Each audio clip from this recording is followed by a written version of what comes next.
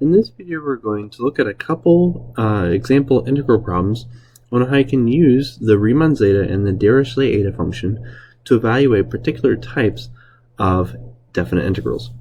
So recall, the zeta function, zeta of x, is defined to be equal to the sum from k is equal to 1 to infinity of 1 divided by k to the x, and the Dirichlet eta function, eta of x, is defined to be equal to the sum from k is equal to 1 to infinity of negative 1 to the k plus 1 divided by 1 times 1 divided by k to the x power. So we'll look at a couple examples on how to use these two functions to evaluate some particular definite integrals.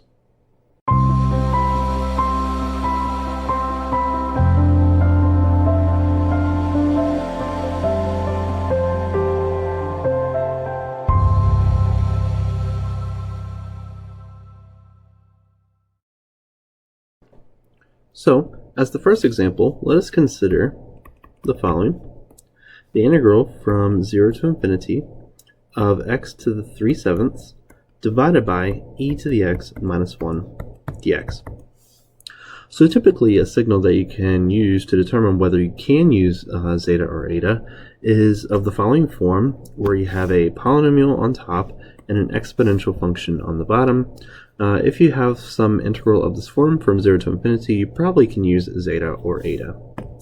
So what we're going to do is we're going to begin by rewriting our exponential and polynomial terms as separate terms of a product, namely the integral from 0 to infinity of x to the 3/7 times 1 divided by e to the x minus 1 dx. So now what we're going to do is we're going to multiply top and bottom of this expression by e to the minus x. So distribute to each of those terms. And this is going to give us something of the form 1 over 1 minus r, namely r over 1 minus r, and then we can use our geometric series to re-represent this as infinite series. So once we have that, we have this is equal to the integral from 0 to infinity of x to the 3/7 times e to the minus x divided by 1 minus e to the minus x dx. So we can rewrite this as a geometric series. Since x goes from 0 to infinity, e to the minus x is always less than 1 and bigger than 0. So we can rewrite this as the integral from 0 to infinity of x to the 3/7 times the sum from k is equal to 1 to infinity of e to the minus kx dx. I'm going to factor out my summation of k outside of my integral of x. So this is going to give me the sum from k is equal to 1 to infinity of the integral from 0 to infinity of x to the 3/7 times e to the minus kx dx. So now what we're going to do is we're going to try and turn this from a gamma function. So let's get rid of this kx term. So I'm going to let u be equal to kx, which means that x is going to be equal to u divided by k. So we know that du is going to be equal to k dx, so dx is going to be equal to du over k.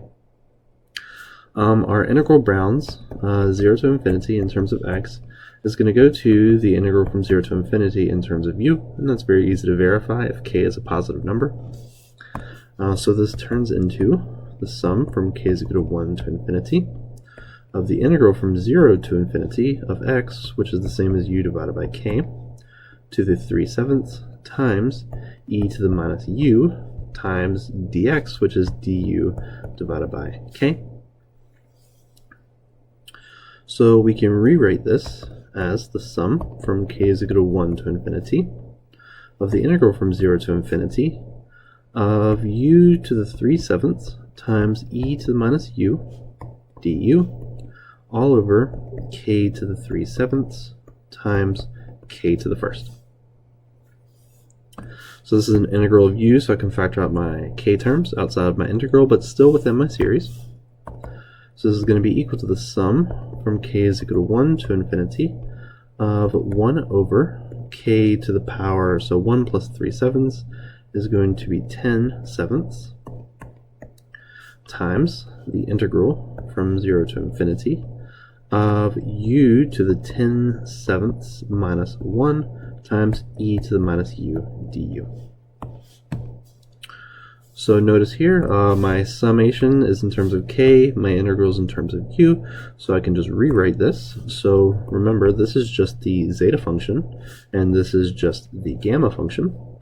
So I can rewrite this finally as just gamma of 10�7, since that's the gamma function, evaluated at x minus 1. And then times, so this is the sum of powers of k, so this is just going to be the zeta function evaluated at 10�7. So that would be the final representation, unless you know exactly what the exact values of gamma 10�7 and zeta 10�7 are equal to. So let's work out another example that is a little bit more involved. So so consider the integral from 0 to infinity of x squared minus 5 divided by e to the x plus 1. So if you want to take a chance to try this on your own, you can pause the video and see if you can work it out in a couple minutes or so and see if you get the same answer as I. So I'm going to begin by separating my polynomial and my exponential terms in separate terms of a product. So this is going to be equal to the integral from 0 to infinity of x squared minus 5 multiplied by 1 over e to the x plus 1 dx. And then I'm going to begin by multiplying top and bottom by e to the minus x. So I get 0 to infinity, x squared minus 5 times e to the minus x all over 1 plus e to the minus x dx. So now what I can do is I can pretty much withdraw a negative sign here, so I have a negative to make a plus, because I want this in the form r divided by 1 minus r. So r, in this case, is going to be equal to negative e to the minus x. So I'm going to rewrite this instead as the integral from 0 to infinity of x squared minus 5 times 1 minus negative e to the minus x dx on the top. I'm going to have a negative sign times a negative e to the minus x.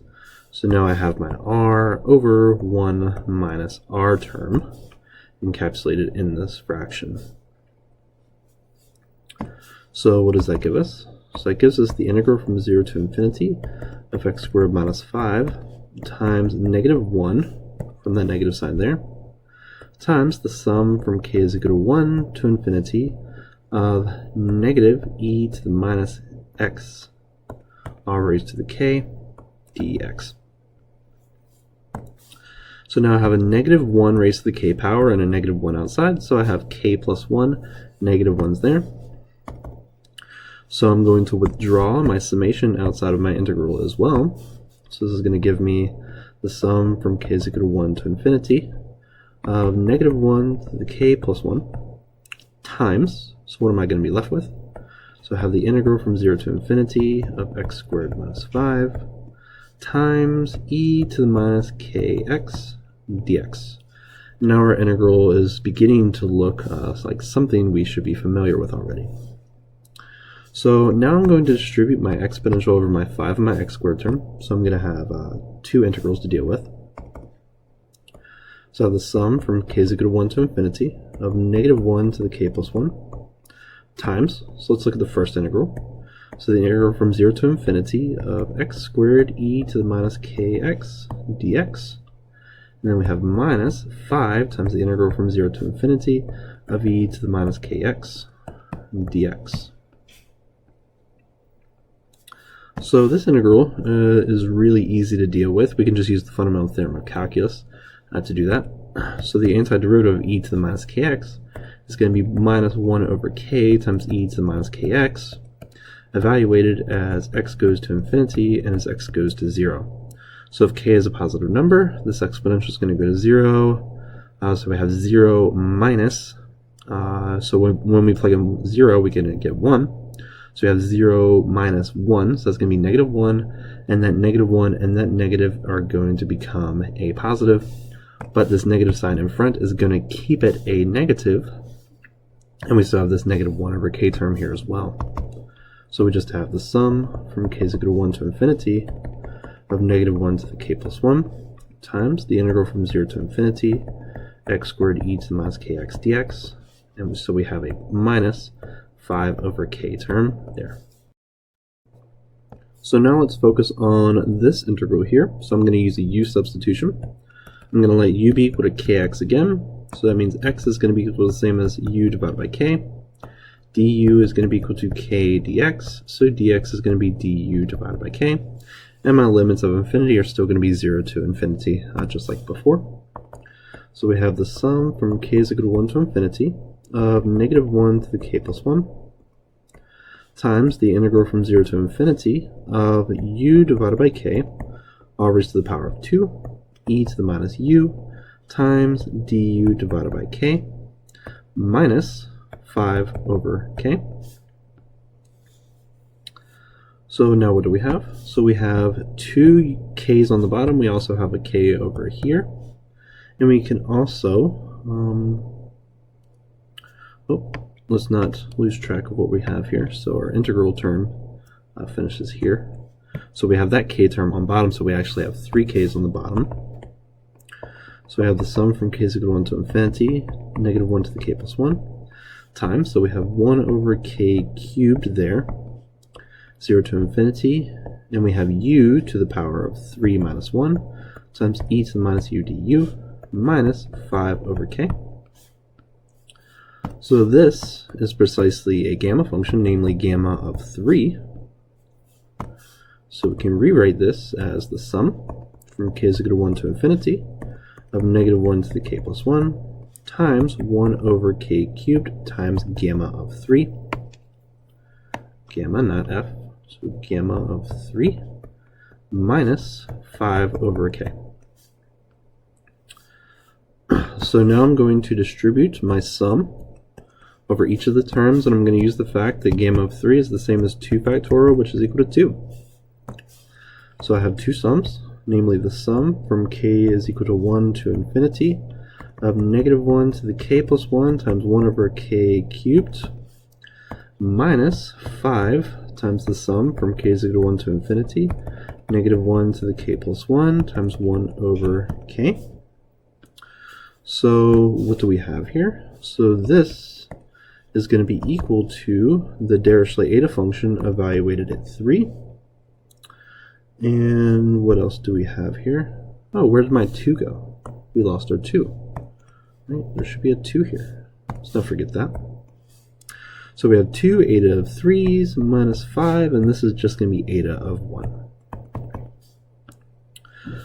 Okay, great. So let's see if we can rewrite this in terms of zeta now, or know the exact value, because we already know that zeta of 1 is actually equal to the natural log of 2. That's very easy to verify with some integration tricks. So now let's rewrite zeta of 3 in terms of zeta. So remember that eta of x divided by zeta of x is the same as 1 minus 2 to the 1 minus x. So if that is true, that means eta of 3 is equal to zeta of 3 times 1 minus 2 to the 1 minus 3, or zeta of 3 times 1 minus a quarter, since 1 minus 3 is negative 2, 2 to the negative 2 is 1/4. So this is the same as 3/4 of zeta of 3. So that's the same as eta of 3. So we can continue our integral backwards. So we have 2 times eta of 3. So eta of 3 is 3/4 zeta of 3 minus 5 times the natural log of 2. And now we can simplify these things. So we have 2 on the bottom and 2 on bottom as well.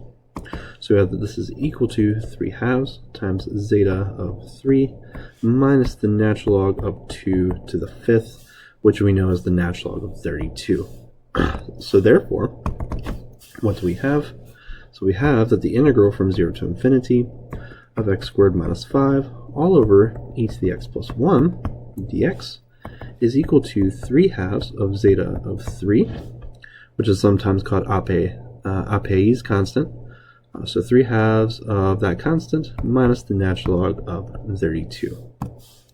And these are just a couple examples on how to use the Dirichlet Eta function and the Zeta function to evaluate particular types of definite integrals, particularly ones where you have a polynomial on the numerator and an exponential function in the denominator.